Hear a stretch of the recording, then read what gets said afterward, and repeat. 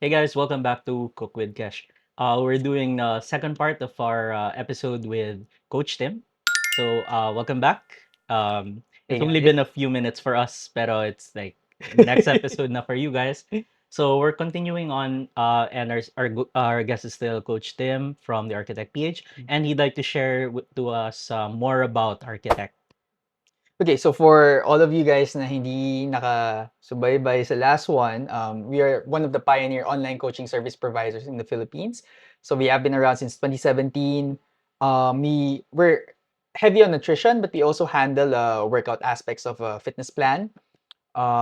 We've transformed clients na may hormonal imbalances, PCOS, those in the obese range, skinny fat individuals, or if you're just trying to want to lose weight or gain weight the right way, we can cater to you. So that's the gist of it. So you wanted to show us some like Oh transformations of yeah, the yeah. clients mo. Um, I I don't know how they're gonna show you, but We're some of gonna be our flashing it here on the screen. perfect. Some of the transformations would involve clients in the obese range, and we're talking about people from the 200-pound range na napapayat namin into the 100 something pound range. For women with PCOS, polycystic ovary syndrome, endometriosis, adenomyosis, or simply hormonal imbalance, no? These women would know just how difficult it is to lose weight and to do it right, or to at least remove the bloating, no? We've transformed them through the years, and I believe we have some examples to show them as well. We also have yung mga clients namin na skinny fat. When it comes to the body type that's extremely difficult to fix, it would be the skinny fat. Bakit? Because if nasobrahan ka sa pagbawas, magmumukha silang anorexic. If sumobra naman yung kain nila, lalaki lang ulit yung tiyan nila. So there's that delicate balance that only a precise computation can fix. So today our topic is carbs. So very important carbs. Like everyone's talking about carbs. Yes. 'Di ba famous A quote lot nga of from people are yeah. afraid of Oh carbs. yeah, famous Yes. quote from Mean Girls, 'di ba? Is butter a carb? It's not.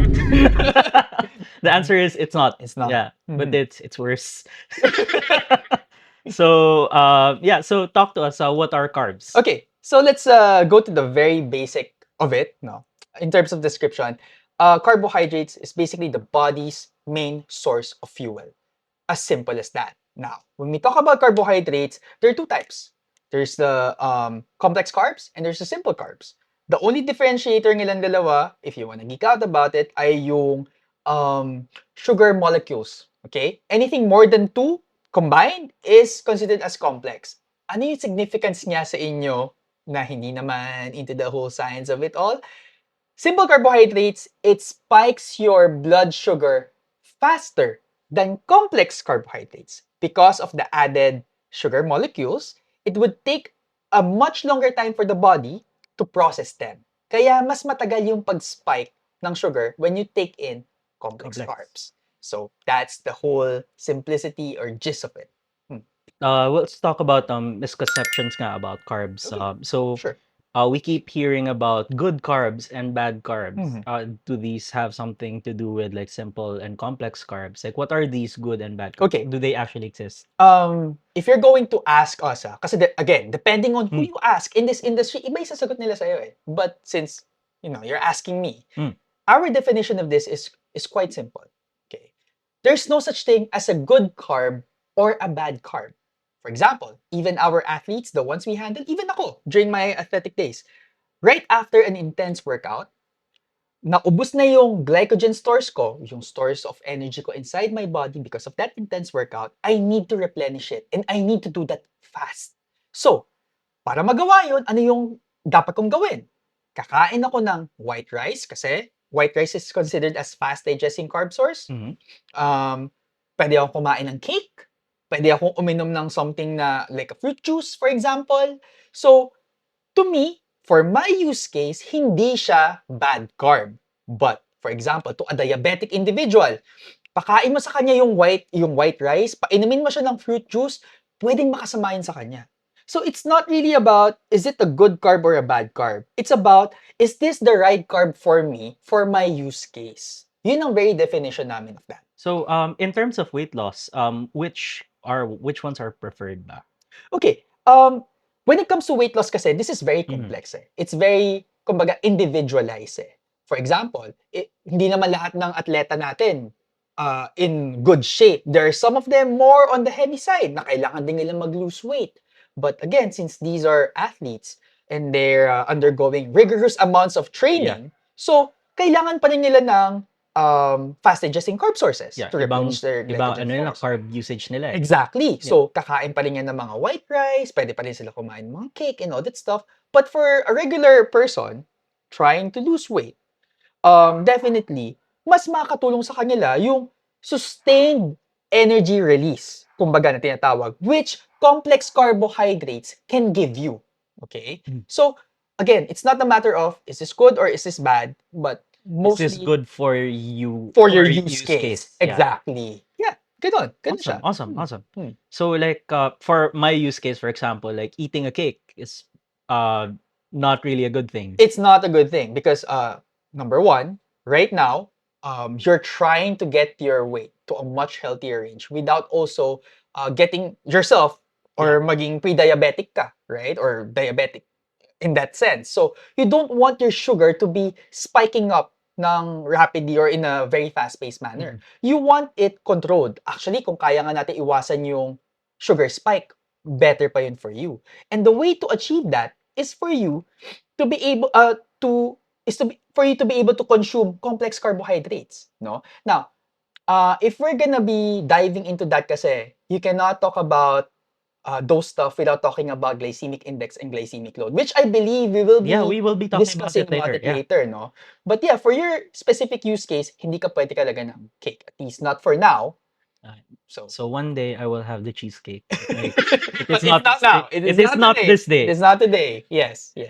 Like in the words of Aragorn, it is not this day. Okay.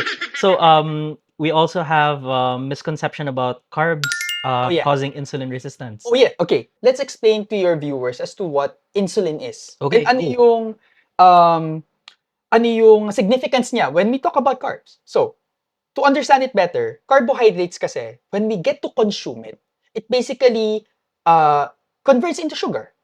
Nandun siya sa bloodstream natin, but for it to be utilized as energy ng body, that is where insulin comes in. So, yung kinain mong whatever carb source, nandun lang siya. Yung sugar na yun, nandun lang sa bloodstream mo. With insulin is the one responsible for shuttling that sugar into your cells. So, without insulin, free float lang siya sa katawan mo. Spike yung sugar levels mo, hindi siya nagagamit ng katawan mo. Okay. So it's the insulin bringing it to your mitochondria, which is the powerhouse of Powerhouse of the cell. Yes. So, so yun ang significance ni insulin. Now, why does insulin resistance occur? Sobrang daming variables na yan. But, ang misconception is, carbohydrates is the one causing it. No. Actually, isa sa mga possible variable that can cause insulin resistance is number one, overeating. Bakit? Because when you get to overeat, your body would get to store the unutilized energy source as what? As fat.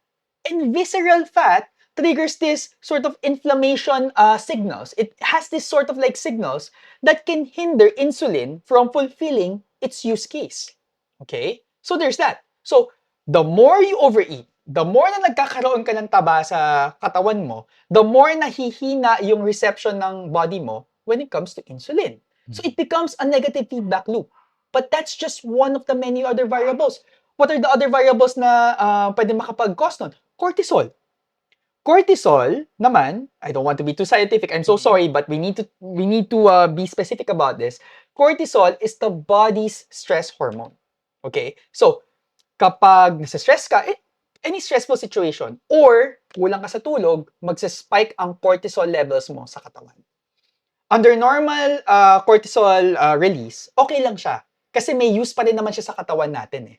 But it becomes bad when the spike becomes there.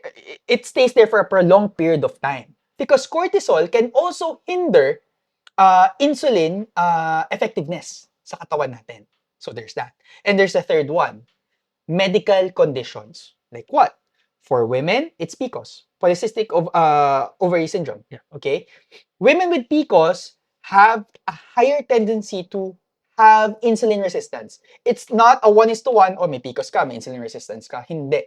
Pero they're more highly susceptible to that. Yes. Okay, and our OB viewers can correct me on that, or if they have some sort of statistics to share.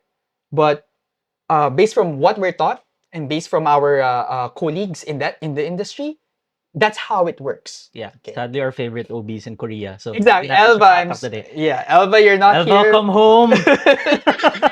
But yeah, it's Yeah. I feel like it's unfair Mhm. now for the vast majority of people. They're pinning, not even the regular folks, even those in our industry, they're pinning insulin resistance on carbohydrates. Mhm. Kaya ngayon, ang result niyan, ang dami natatakot. Because nowadays, no one is diligent enough to fact check. Ay, sinabi to ng influencer. Oo, makinig Yeah. na tayo dyan. Lalo na in the Philippines. Exactly. Daming fake news. Exactly. Akala nila porket, doktor na nagsabi niyan, makinig na tayo dyan. Not knowing na some of the doctors are even sharing the same misconception. Mhm. Diba? Marami din kumakalat ng mga fake doctors on social media right now. Unfortunately. Yeah. Unfortunately. So, people don't really fact check as much. So, a lot of these fear-mongering comes from misconceptions when it comes to carbohydrates. But here I am to tell you, there's nothing to fear. As long as you're eating carbohydrates under the right amount, hindi ka dapat matatakot na magkaroon ka ng insulin resistance. Mhm. Okay? You eat the right amount of carbs, you're eating the right carb for your use case. Mhm. There's nothing to fear. Okay? Majority dyan, ang nagkakos is overeating. Yun lang talaga. Excess calories. It's not the carbs. It's the calories that you're taking. So from the previous episode natin, so yung whole tomahawk and four sides always. Yes! Huwag na nating ulitin. Huwag nating ulitin yun. Huwag You have nating to. ulitin It's yun. a tradition. Once a year lang naman. For your birthday, okay. Yeah, Titikit yeah. na lang kami on your birthday. I'll burn it like that week. Like Mm. I'll do extra like workouts on that week. Pipilitin kitang gawin mo yun. Yeah, yeah, yeah. On that week, yes. Like I will make up for it. Like babawiin ko na lang. Since we're talking about itong babawiin na to, Yes. let me allow, or at least let me share lang another misconception. Not really pertaining to carbs, but dito kasi sa Pilipinas, uso yung Babawiin ko na lang. babawiin ko na lang. Yeah. Kain ko Kahit ng sa marami. tulog, diba? Exactly. Yeah. Babawiin ko na lang. But the thing is, we also have a saying. You can never outrun a bad diet. Kahit anong takbo mo, kahit anong lakad mo sa Rome, if kumain ka in excess, the damage is gonna be there. And the only way to fix that is for you to fix what caused it in the first place, which is what? Unhealthy eating habits. It's like saying na, aayusin ko tong problema na to, ayusin ko yung pagkain ko ng marami by running. It's the same as saying, aayusin ko yung sira kong TV by fixing the ref. It doesn't make sense. Hindi naman ito yung sira, bakit ito yung gagawin mo? And it doesn't really correlate. Kasi hindi naman dahil sa lack of activity, kaya ka lumaki ng ganyan. Hindi. It's because of what you ate. So the way to fix it is, fix the root cause. Ayusin mo yung kain mo. Okay? Yeah. In my case, it may have been both. It may have been both. Yeah. Like, inactivity and because of yung Yeah. lack of food, yung unhealthy eating habit mo. yeah, when your only physical activity is going to the bathroom, like medyo But do allow me to provide a different perspective. Mhm. Just a different perspective. Yes, it does. Even just the fact that we're breathing, that we're living, that Yeah. already consumes a huge amount of calories. Kaya meron kami mga clients sinasabi, Coach, kailangan ba talaga mag 10 to 15,000 steps per day? So ang tanong ko sa kanila is, number one, do you have the time for it? Because if you're gonna tell me you're gonna force it now way outside of your usual routine, baka dahil doon, maka-affect siya negatively dun sa lifestyle mo. Yeah. Right? Now, if you're telling me you have time and you're willing to do it, why not? Who am I to tell you otherwise? But kung ipipilit mo siya to fix what exactly? To fix yung para lang masabi na, hindi, may movement ako. Yes. Diba? To me, if it's gonna be counterproductive dun sa buong routine mo, Yeah. wag na lang. Kasi you're already eating healthy naman eh. Right? But if you're telling me you have the means to do it, you want to do it, may oras ka naman, wala naman ibang negatively ma-affect sa'yo, do it. Why would I tell you otherwise? Do it. You mentioned before though na like when I started the diet now, we weren't putting exercise in kasi it might That's right. spike my cortisol. That's right. Isa sa mga no-overlook kasi ng tao is, especially here in the Philippines, Mhm. basta nagda-diet ka naman na, mag-workout ka pa. The problem is not the workout portion. The problem is overdoing the workout portion. Kasi, pwede naman sabihin natin, sige, 3 times a day ka. 3 times a day yung workout mo, 1 hour per session.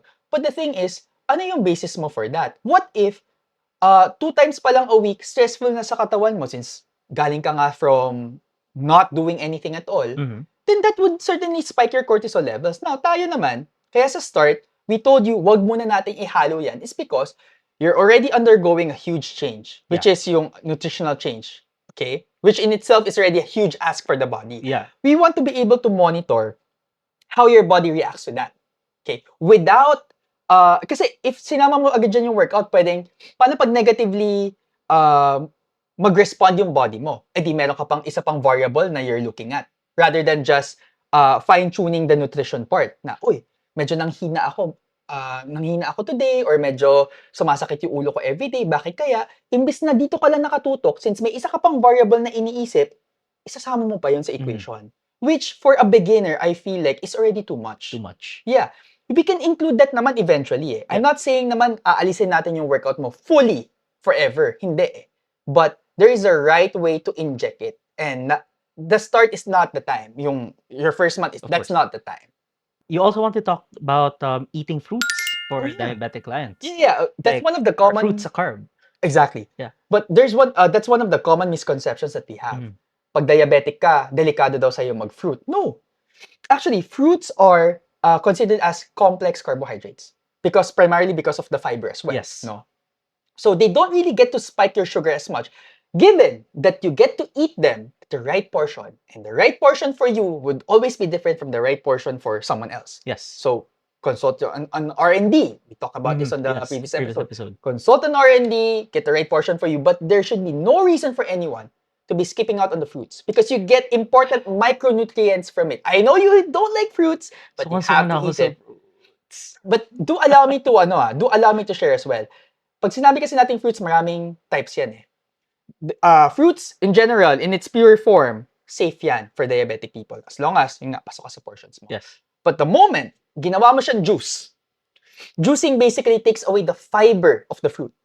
You're basically consuming, pag ginuce mo yan, water, sugar, and nutrients. So, it would spike your blood sugar. Kaya yung mga nagdi-detox, nagju-juicing, na healthy daw, delikado yan, lalo na if you're diabetic. It's not. Nakakahiya naman sa katawan natin, sa liver at sa kidneys natin na nagdi-detox 24/7 if mag-undergo ka pa ng tinatawag na whatever detox Cleansing. plan. Yeah. Cleansing Ba't mo kailangan mag-cleanse if you have functioning kidneys, Exactly. right? Exactly. There's no reason for you to be basically it's pure marketing gig. They're out there to get your money. Don't fall for it. No. Now, so juicing, try to avoid kasi nakaka-spike yan ng sugar mo. Okay? Number 2, anything dried. If dried fruits, higher ang sugar niyan. Sugar content niyan versus yung regular fruits. Okay? By weight because of the loss of the water. Not just that. Not just that. Some of them kasi are preserved. Okay. And also the preserving process nagdadagdag sa Yes. And remember, it's not just salt na nakakapag-preserve. Sugar can also be used as a preservative. No? Yeah, honey in particular has been used for thousands of years. Egypt. Yeah. Right? For mummification. Not necessarily for mummification, pero like the honey still like or sometimes is still edible that they find in it. Yes. Yeah. Actually, you know what? I find that yung naglalagay sila ng expiration date on the honey, I feel like it's so weird, right? I know. Like expiration date. I know. I mean, I know they're required by law for FDA for FDA approval.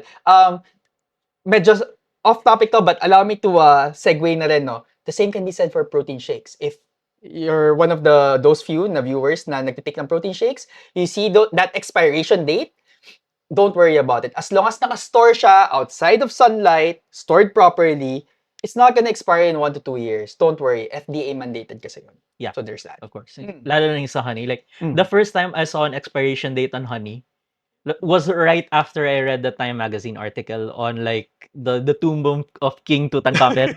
I was like, huh? Exactly. It's like they used honey to preserve the body of Alexander the Great. I know. So the fact na nagalagay sila expiration date doon, it's a weird. It's si weird. Alexander nga, hindi nag-expire. Okay, nag-expire yung buhay ni Alexander, pero hindi nag-expire Yung yung, body. yung katawan ni Right, Alexander. right. Yeah. Yeah. Yeah. mm, Okay. So, yeah, cool. So, we wanted to talk about something na hindi masyadong natatouch on pag pinag-uusapan yung Sige. carbs. Like, a lot of people haven't heard about glycemic indexes. Oh yeah, okay. Yeah. Allow me to share lang. Glycemic index basically is a rating system from 0 to 100 that basically tells you how fast a particular carbohydrate upon ingestion would spike your sugar. Okay, 0 being ultra low, ultra slow, 100 being fast.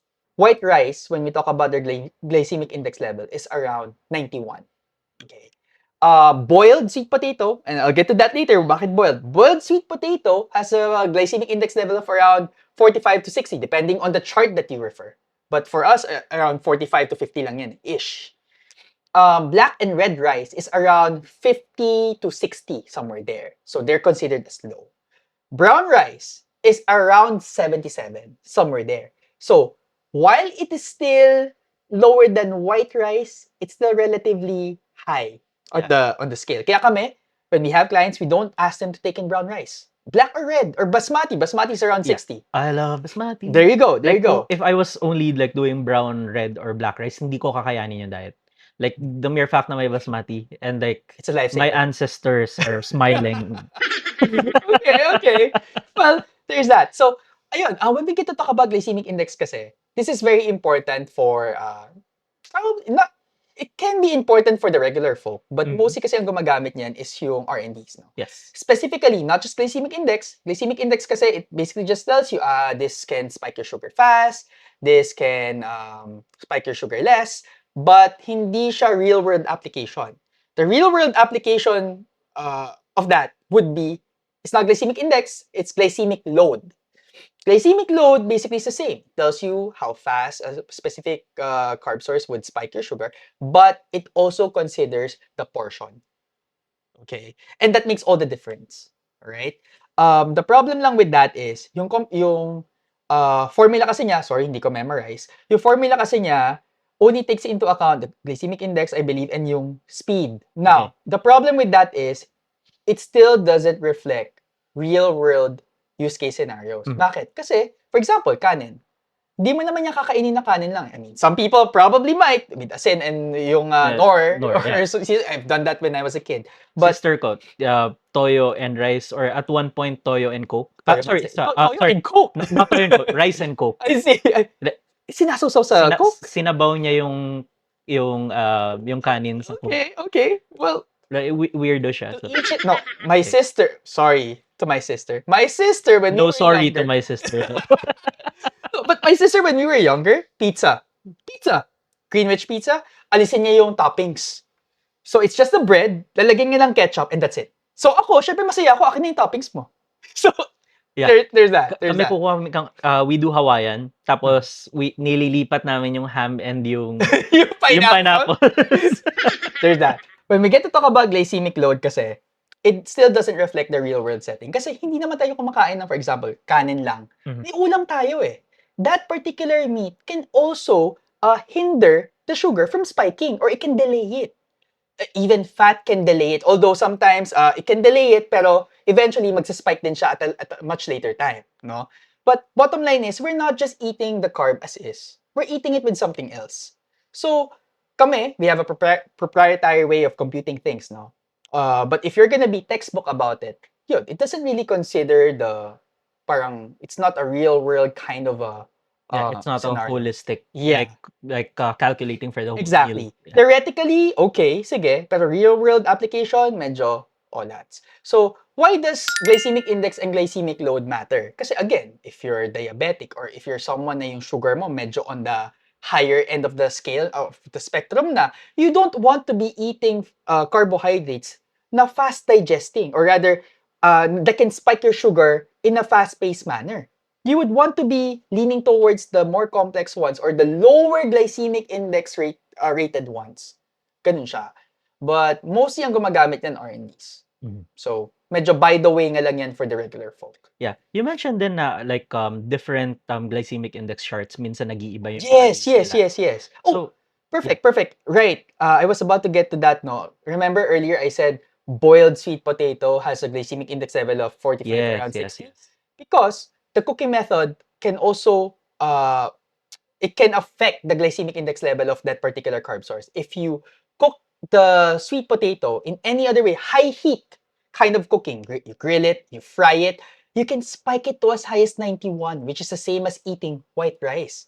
Kaya Yeah. pag sinabing, basta magkamote ka lang, it doesn't necessarily mean na, kamote Q, kamote fries, okay na agad yun for Yeah, you. it's weird nga, in particular na kamote, kasi cooking is injecting heat, right? Yes. It's weird na boiling the kamote spikes the glycemic index less than, for example, roasting the kamote. That will still spike it. Yeah. Although, wala lang akong data on how much it gets to spike it. But basically, anytime you get to apply a form of heat, mas lalo na the higher the high heat, the higher the heat, the higher the glycemic index na isa-spike niya. Okay? So, conversely naman, there are certain studies na yung rice na binoil mo, if you get to freeze it and you get to reheat it, mas bababa pa yung glycemic index count niya. So there's also that. But ako, admittedly, no, I haven't delved too much into that to know the nitty-gritty details of it. I've only read about it, but I'm that's curious also then something. if like cooking time has an effect or ano like it seems like a super interesting thing to like dig into. That's Like, something yeah. for me to ask our R&Ds. Kasi there's also one thing, may nauuso as of late na parang you just get to mix it on the rice and then parang papababain daw niya yung glycemic index level niya. Huh. I haven't discussed this with our R&Ds regarding the specificity of it or as to how valid that is. But that is something that's been going around, no? So maybe that's something for me to Yeah, to to look clarify. into. Yeah. Yeah, that I've never heard of that, honestly. Yeah, Like, it's like a powder like, na they just like how do you reduce the glycemic index of something? beats me as well. Like does it make it harder to digest? That I'm Does not it that I'm not does sure it as fuck well. with the sugar? I don't know. And the fact na it's just a powder kind of a thing that you just add habang niluluto siya, I don't know to me it seems okay, they might know the science behind it. Pero Yeah. ako, I'm trying to look at it from a logical perspective. Like, paano mangyayari yun? So, I don't know. Something for me to ask our R&Ds or something for them to research about. But Yeah, I'm trying to think about if there are any like specific ways to pre-break down the sugar or to like change the sugar by adding some sort of powder, pero without knowing what it is. And being 10 years away from my chemistry degree. right, Yeah. you are a chemist. You are a chemist. Yes, yes. I don't yes. really use it, pero like it's there. Pero that is a very Interesting, right? interesting. It's Yeah, like interesting. Yes. it's it might be something worth looking into. Mhm, mhm. Yeah. You also mentioned like in my diet in particular, I cannot have my particular second favorite carb, the potato. Oh, right. Yeah. Okay. When we get to talk about potatoes kasi, Yeah. remember I told you kanina, there's no such thing as a bad carb or a good carb. But potatoes kasi, it's a bit more on the mid to high in terms of the glycemic index level. I think it's around 70 to 80. Please correct me if I'm wrong. It's somewhere around there. Basta alam ko mid to high glycemic index level category si potatoes, no? And based on our computations sa plan mo kasi, it will not jive well with the rest. Kasi Yes. again, our objective is hindi ipa-spike yung blood sugar mo. Consistent energy release all throughout the day. So, if all of a sudden mag-inject ka dyan ng high GI or fast digesting carb source, it would most certainly spike your sugar. Yes. And it's gonna beat the entire purpose of yung computations natin. Yeah. Yes. But today Today's the day. Today is the And I day turn a blind eye. and we make potato, but Okay, that's for later. Alright. Yes. I've been looking forward to this day for quite a while. But sana after this day, iwanan natin yun. Yeah. Medyo matagal Like na ulit. titiisin ko na muna ulit ng no potato. Right. Like when will I be able to taste the potato again? Honestly, probably closer to your graduation in 3 to 4 months time. Cool. You're probably gonna it can be part of your cheat snacks as we call it. But until then, hold off onto the Yeah, potatoes. you mentioned chips are particularly bad. Yes, I wouldn't say bad, but chips kasi they're dried. Yes. Even yung mga veggie chips, Mhm. it's kind of a big thing right now, no? And every time na may ida-dry kang like vegetables, basically halos wala na nutrients yun. You've drained the nutrients away. So yung para sabihin nila na hindi healthy to. Bakit? Kasi veggie chips to eh. It's not necessarily the case. You're basically eating something blank or close to blank, no, in terms of nutrients per se. So I wouldn't say it's bad for you, but definitely bawal sa'yo. I wouldn't say it's bad for a person na just wants something to munch on Mhm. as long as pasok siya dun sa, And it's calorie also count niya. usually deep fried. Exactly. So So, I mean, you also need to factor in the oil, the oil, of the course. effect of it. Yeah, our As next episode is gonna be oil. So unsaturated fats. You yeah, need to look for unsaturated fats. It's a healthy fat. But yeah, I wouldn't say it's bad per yeah. There se. are arguments for saturated fats though. There are. There are, Okay. yeah. Which we'll discuss in the next episode. Like, Okay. we had an entire few weeks in, like, I can't remember if it was Orchem or Biochem, where we Mhm. discussed like the differences between unsaturated, saturated, and like trans fats are always bad. Yes. Like guys, trans fats are always, always, always bad. Mhm. But there is a use case for saturated fats. There's an argument for it. Okay. Like bumabalik na rin actually yung animal fats for Uh-huh. cooking as opposed to just like the monounsaturated When you fats. Yeah. say animal fats, you're talking about lard. Not necessarily lard. Lard is pretty much like the worst of the animal Yeah, fats. right, right, right, Yeah, right, but right. like tallow, beef tallow Oh, is okay, actually okay. really Mm. really nice. Like it's making a comeback. Oh, okay. Duck fat, don't use too much duck fat when cooking. Not only is it also really fatty, it's also it is fatty, it's pure fat. It's also really expensive.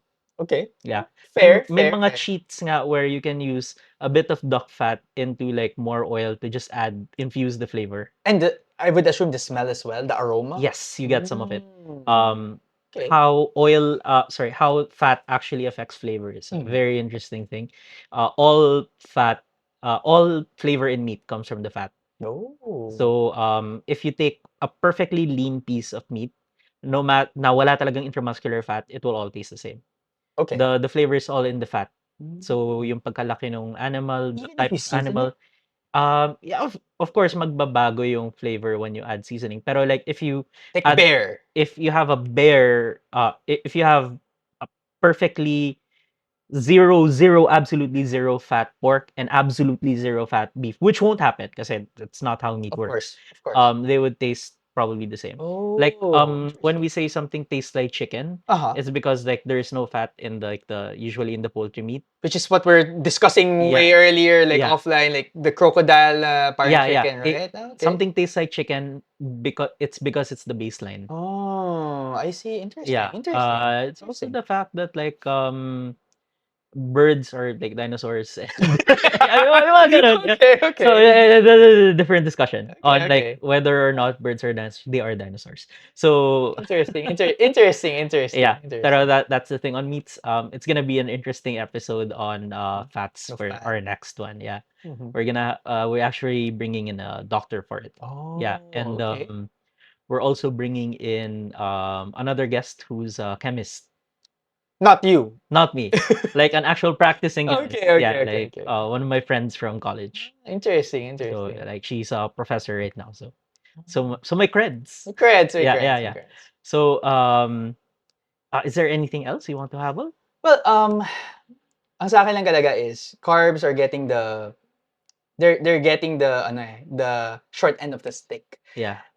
Again, there's no reason for anyone to be fearing carbs. Actually, it's quite vital, no, for the body. It's a macronutrient for a reason, for Christ's sake. It's macro meaning, it's a major nutrient na Yes. kailangan ng katawan natin. It's the main source of fuel. You remove that and I can guarantee you something's gonna go wrong sa katawan mo. So don't do it. If ever you want to adjust, try to go for the complex carbs. If you're just a regular working person, just wanting to be on the healthier side of the spectrum, it won't hurt for you to try complex carbohydrates. No, those found in the lower glycemic index range. There's the pasta is okay. It's somewhere there. Black rice, red rice, basmati rice, um, Veggies, by the way. Since we're talking about carbs, important to talk about veggies. Cooked veggies, okay yan. Low in glycemic index yan. Raw veggies, it can be a bit of a chore for your body to digest it. Kaya mas nakaka-bloat actually ang raw veggies. Kaya tayo, we don't really advise for, clients to, di ka namin ina-advise na mag-salad. Yeah. It's because raw veggies can cause that bit of bloating issue for a lot of Yeah, folks. I've been steaming and sauteing. some There you go. vegetables. There you go. So that's okay. So if you're just trying to, live on the healthier end of the spectrum, nothing special and whatnot, try to go for the lower GI carb sources. So vegetables are carbs. They are. Vegetables are carbs. Fruits are carbs. Regina George, vegetable is a carb. Yeah, Butter is I dairy. love Mean Girls. Butter is dairy. Yeah. So there's that. Butter is not a carb. So yeah, I think we run out of topics. Is it time for the potato? I guess we so. potato? I guess so. Okay, sorry, medyo excited lang ako. Let's So go. we're Let's go gonna for be potato. making potatoes au gratin. Wait. Yeah. By we're gonna be making. You're gonna be making. Kasi baka masunog ko bahay mo eh. So. No, I will be making it and you will be there with me. Okay. Perfect. Hey guys, welcome back. So today we're making gratin potatoes. And it has a French name, but hindi ko na siya uulitin kasi sinabi ko na siya kanina. And if mali ang pronunciation ko, I don't care. So today we're making gratin potatoes, my absolute favorite potato dish, which is forbidden in every diet that I know Bawal. of. Yeah. Just for today. Just for today we're making Just for it. today. So if you're following any of the diets na pinag-usapan natin kanina, bawal to. If you're doing any sort of diet for weight loss, bawal to. If you're at any anyway health conscious, bawal to. Like ito yung pinaka-bawal sa lahat ng bawal. It will bloat you. So 100%. absolutely. Like this will make you turn into like an American who only eats at McDonald's level of bad. So bad. So why is it so bad? Ang ingredients natin are potatoes, then we're using melted butter, we're using cream, we're using 2 different types of cheese. We're using garlic. Garlic is healthy. That's fine. So we're gonna start by making our cream base. Yeah. So sobrang simple. So yeah, bubusan lang lahat ng cream. Gusto ko yung nagpaalam ka pa talaga for this recipe, no? Hindi ko pwedeng gawin to with good conscience without permission because of Okay. how seriously unhealthy it is. Tapos dinamay mo pa ako sa paggawa sa I can't fall alone. And you could have said no. True. You could have said no. You did not say Fine. Okay. no. So we want to infuse the garlic. So incorporate lang natin yung garlic. So this is just gonna infuse the garlic into the cream. If you wanna do this earlier, that's better kasi mas mag-infuse yung niya. Okay. Then we're adding some thyme. If you're using fresh, you can use a whole sprig. Pero sometimes, when you're using dried herbs, as a general tip, you should be using half of what you're using. Kung fresh, times 2 than what you're using as dried. Okay. Why is that so? First of all, dehydrated na siya. So like less na yung mass niya and mas concentrated na yung flavor niya. So you need less of the dried than you do of the fresh. Kasi baka ma-overpower siya. Yes, ma-overpower I siya. see. Today I learned. So bubusan natin siya.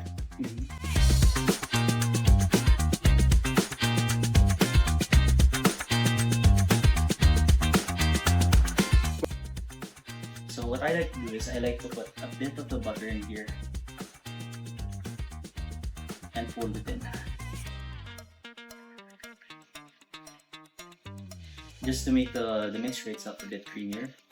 Now, there are 2 schools of thought. Yung first is, we incorporate some of the cheese na into here before we start layering.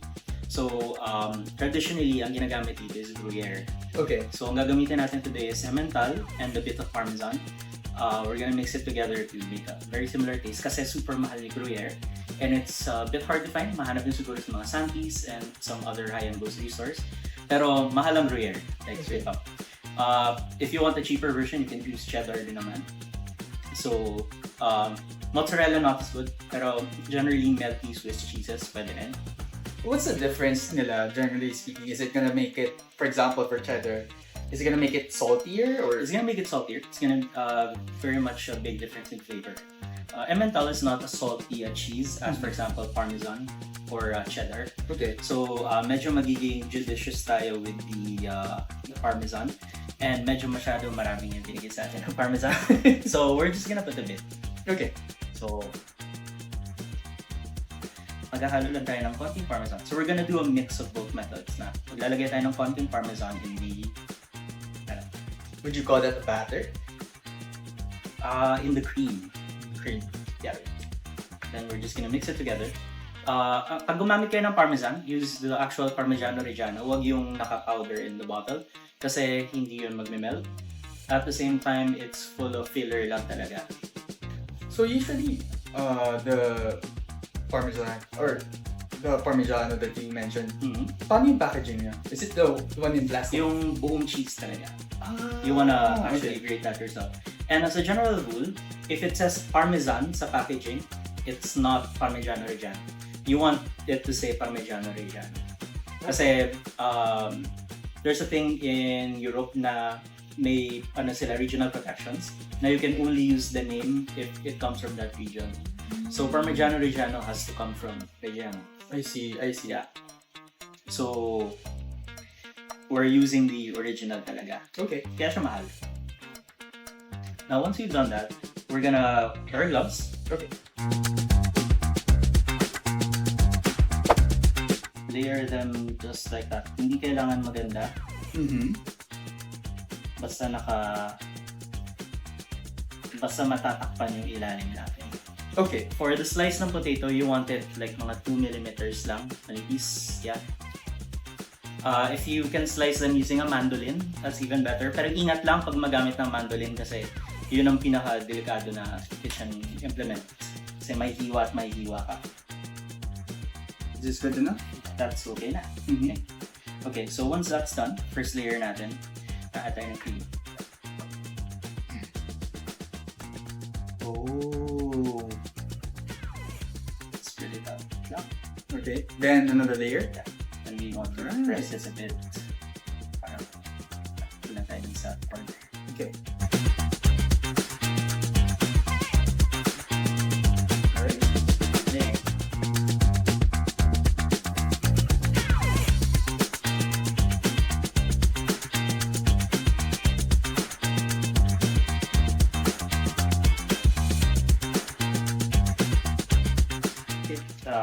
It's okay na, I think. Mm-hmm.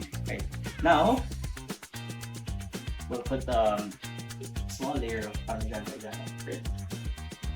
Oh, on top of that pa. Yes. Wow. Okay. So, okay. There we go. So, what we're gonna do is we're gonna put it at the inside the oven at 180 degrees Celsius for mga 45 minutes. Check natin siya at around the 30 to 35 minute mark kung malambot na. And usually 45 minutes, okay na siya. So we'll come back once we're done with that. Okay guys, it's been 45 long minutes. Don't do what I'm doing. Nahawakan ko yung appliances while it's hot. I'm using super heat proof gloves na I normally use on fire. So we're gonna get our potatoes out na. Ooh. It's a bit brown, more brown than I would like. Pero I guess hindi masyado lang malakas yung mini oven natin. There we go. So it's like lasagna but potato. Potato, yes. Ah. Okay, there you go. Alright. Shall we? We shall. Okay. Salute. Alright. The potatoes. Ano pangalan nito? Gratin potatoes. Gratin. Okay. Very cheesy, very simple, but masarap. Alright guys, so do this at home at your own peril. Once again, this is bawal for anyone na nagda-diet. No matter what diet you're on, bawal. Well, there are some diets, fad diets that would allow that, but Yeah, but like, if your diet is allowing you to eat this, does it work? 100% good look ka. Yeah. Mhm. So you heard it here. This is the epitome of sin. It's good, pero like make sure na like you have a doctor on hand. You have mga ganun. Pero it's really good. It's a classic staple for a reason. You can make it for parties. Madali lang siya. Gawa ka lang malaking batch. Saksak mo sa oven, 45 minutes. Labas mo for the party. Lahat ng guests mo, tataba. So, pero masaya sila and that's all that matters. That's right.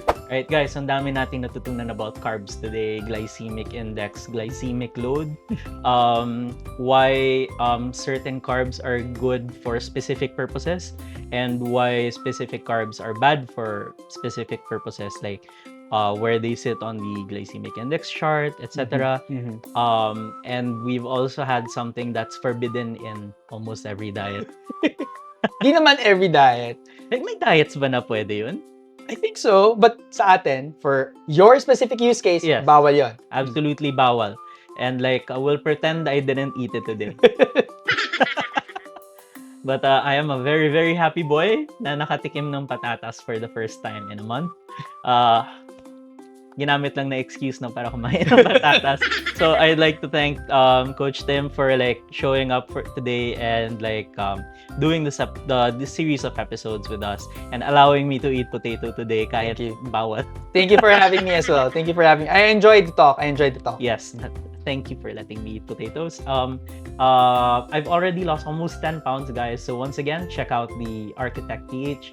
And most importantly, hindi ako miserable sa diet ko. Aside from the fact na suka na ako sa prutas. But that's me who hates fruits. Yeah. So, wala talagang pumalit sa fruits. Wala, sorry. Okay, so we'd just like to say thank you for watching and Thank you. see you next Thank you time so much. on Cook with Cash when we discuss oils and fats. A Studios. Stories curated for you. Like, share, and subscribe.